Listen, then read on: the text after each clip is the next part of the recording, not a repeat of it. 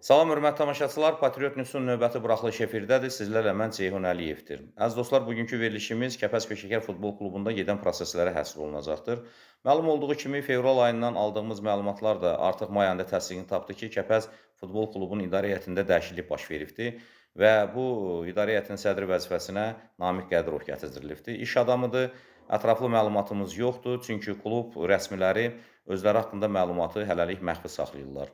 Necə ki, Namiq Qədirov, eyni zamanda da onun köməkçiləri Fərman Əlizadə və İlkin İbrahimov haqqında bizdə rəsmi onların həyat yolu haqqında məlumat yoxdur. Və bu da nəticə etibarilə ümumi mətbuatda narahatçılıq yaradır. Çünki hər bir yeni vəzifəyə təyin olunan rəhbər onun haqqında ən azından ictimaiyyət məlumatlı olmalıdır ki, hansı yolu keçibdir, hansı xidmətlər olubdur və hal-hazırda da hansı yerdə xidmətini davam etdirir. Bu məsələnin ikinci hissəsidir. Keçən birinci hissəsinə. Baxmayaraq ki, fevral ayından rəhbərlik artıq seçilibdir də, üzvləri də vardı, gəlib gedirdilər köməkçiləri Namiq Qədirovun Kəpəzin oyunlarına baxırdılar. Bunu biz kənardan müşahidə edirdik. Lakin may ayında yenə də mətbuat üçün bağlı olaraq kluba rəhbərlik gəldi, futbolçularla görüşdü, baza ilə tanış oldular və futbol veteranlarından bir neçə nəfərlə görüşdülər, azarkeşlərin bir qrupundan görüşdülər. Bununla da fəaliyyətləri demək olar ki, bugünkü günə qədər dayandırıldı.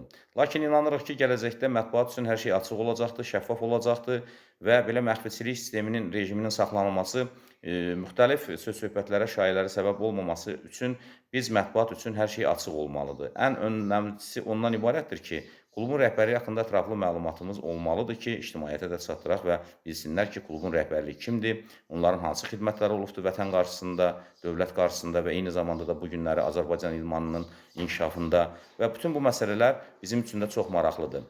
Kəpəz Peşəkar Futbol Klubunun baş məşqçisinin dəyişdirilməsi məsələsinə gəldikdə isə bu gözlənilən hal idi. Çünki artıq uzun müddət idi, söz-söhbət var idi ki, Azər Bağırovu saxlamayacaqdılar. 2 raund danışıqlardan sonra qarşılıqlı razılaşma əsasında demək olar ki, Azər Bağırov vəzifəsindən getdi. Ancaq biz çox heyfslənirik, çünki Azər Bağırov həqiqətən də Kəpəzin bu günləri Premyer Liqada qalmasında xüsusi xidmət olan insanlardan biri idi və kollektiv artıq formalaşmışdı.